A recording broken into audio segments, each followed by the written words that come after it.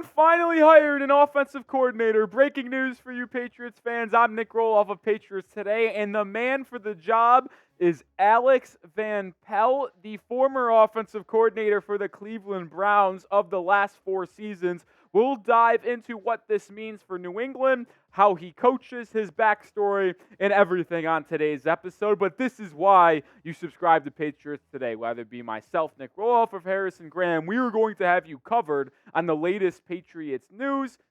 The offensive coordinator domino has fell. Now it's time to look at everything else. Can we get to 8,000 subscribers? I think we can. 136 away. Hit that sub button. Tom Pelissero broke the news that the Patriots are hiring Alex Van Pelt as their next offensive coordinator. A former NFL quarterback and longtime respected assistant, Van Pelt spent the past 4 seasons as the Browns OC, but now he joins Jerod Mayo's staff in New England, and now that staff, at least the main pieces, are completely filled in terms of head coach, offensive coordinator, DC, and special teams coordinator. So let's look at Van Pelt's resume and learn more about him. He has some experience with our foes up north in Buffalo. Buffalo, by the way. He was the quarterback for them for almost 8 seasons. Then was the quarterbacks coach in 2005 to 2007. And then was the half OC, half QB coach in 2008, 2009. Was a quarterback coach again. RB coach, QB coach, offensive coordinator for the last 4 seasons in the Cleveland area for the Browns. And I think it's important to note that he has a wide experience coaching quarterbacks as the quarterbacks coach. And I also think it needs to be mentioned, as I think the number one thing you will ask about Van Pelt is, well, he called plays in Cleveland over the last 4 years, right? Not so fast, my friends. Kevin Stefanski was the play caller for that Cleveland Browns offense, but Van Pelt was playing a large role in getting quarterbacks ready, installing the game plans as the OC, and they fired him after 4 seasons. I don't really know if that was necessary. I mean, I felt like a lot of it was because of injuries and their offensive struggles in Cleveland. I'm not sure why they fired Van Pelt, but he was available, and now the Patriots scooped him up. But I did want to make a note that he does not call plays for the Browns, I should say. He will be calling plays for the Patriots. Let's now look at what that Browns offense did over the last 4 years under Van Pelt as the main game planner, but not play caller, as we'll make that very clear. They've been so-so in points per game. They've were 10th this year as the scoring in the league went down. Yards per game through the air weren't anything too special, but the rushing attack has been absolutely dominant, finishing in the top half of the league over the last 4 seasons. You could credit that to their elite offensive line and a top 5 back in the league in Nick Chubb, but you can't understate how Van Pelt did as a game planner from a week-to-week basis. I also want to note the fact that he was able to get so many different quarterbacks ready to play over the last 5 seasons. I mean, Joe Flacco, Dorian Thompson-Robinson, Baker Mayfield, Deshaun Watson, Jacoby Brissett. So many different quarterbacks was the QB1 in Cleveland over the last 4 seasons. It's hard to keep continuity on your offense when you have a rotating door in your quarterback room. And Joe Flacco, coming off the couch eating chips and working at McDonald's, has been fantastic. He got the most out of Joe Flacco. We thought he was cooked. He was horrific for the Jets last season. But he helped the Browns make the playoffs. Yeah, it was an ugly game for Cleveland in the postseason. But, I mean, he got the most out of them. And before we move on and talk more about the future of the quarterback situation in New England, I do want to make note that the Patriots are also, I feel like I've said to make note 3 times already. Let's calm down, Rolly, over here. But the Patriots have also already found their next man as their offensive line coach, which was going to be their next biggest thing. It is Andy Dickerson as offensive line coach, a former Seahawks and Rams assistant.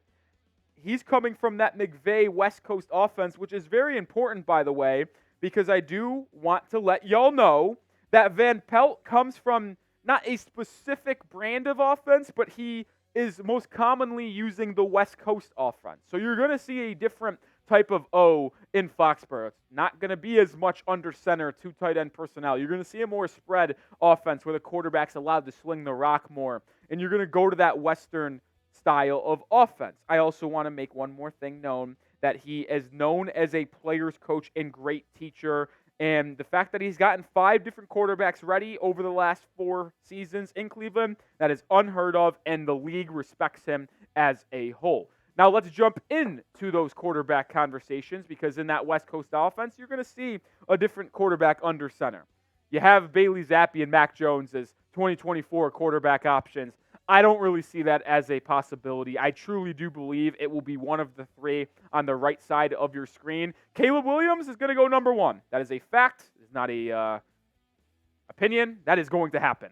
So if you want Caleb, you have to trade up, and the Bears have to be willing to trade down. Drake Maye and Jayden Daniels are likely going to be one of your quarterbacks in 2024. Whether they both are there at 3 or one of them's just there and you just take the best available. Washington is a wild card with that number 2 overall pick. They hired Dan Quinn today for their head coach. Where does that lean them in terms of the quarterback situation?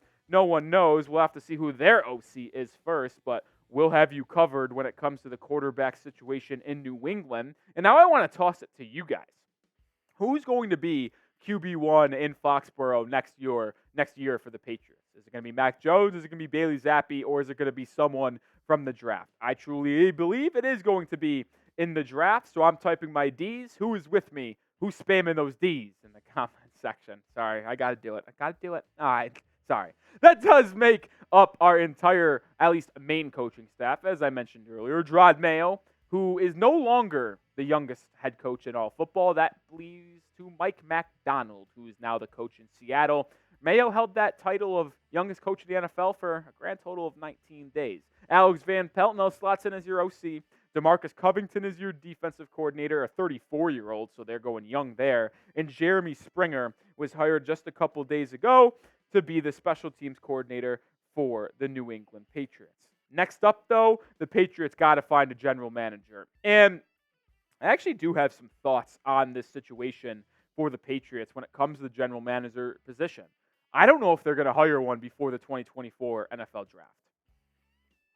Sounds crazy to say that. I don't think they do. Why, you ask? I'll tell you why. Well, right now, Matt Groh, who is the director of player personnel, he's in Mobile. Mobile. Nailed it.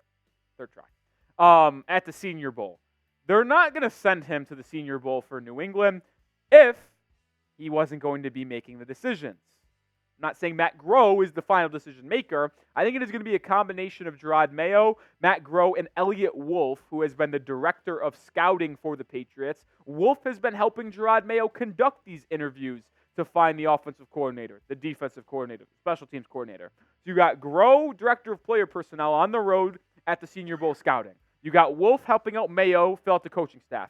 To me, the 3 of them, Groh, Mayo, and Wolf, are going to come together as a trio and make the decisions when it terms of cap spending and drafting this year. And then maybe New England promotes one of Groh or Wolf as the official GM after the draft. I'm a little bummed. I wanted it to be someone coming outside the organization, like a Peters, who went to Washington, like an Ian Cunningham, who's an assistant GM in Chicago. I wanted them to go outside the organization, but it looks like they will stay inside and have those 3 work together at least throughout the free agency and draft process, building out this roster for 2024. Do you trust Jerod Mayo to make the decisions alongside Wolf and Groh?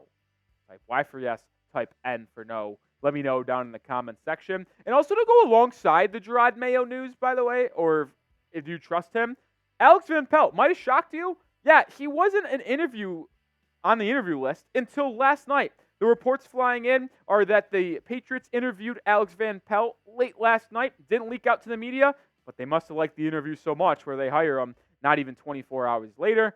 And that is why you subscribe once again, because we are going to have you covered on the latest Patriots news. And we are also going to talk about draft rumors, free agency rumors. We'll have it all. We'll give you the nuggets that you didn't know you needed surrounding the New England Patriots. In the upcoming days, we will have videos talking about offensive free agent targets that can fit an Alex Van Pelt offense. We'll also talk about what this means for where the Patriots might lean in the draft when it comes to quarterback. We'll have it all. So hit that sub button. I'll see you in the next video. Go Pats.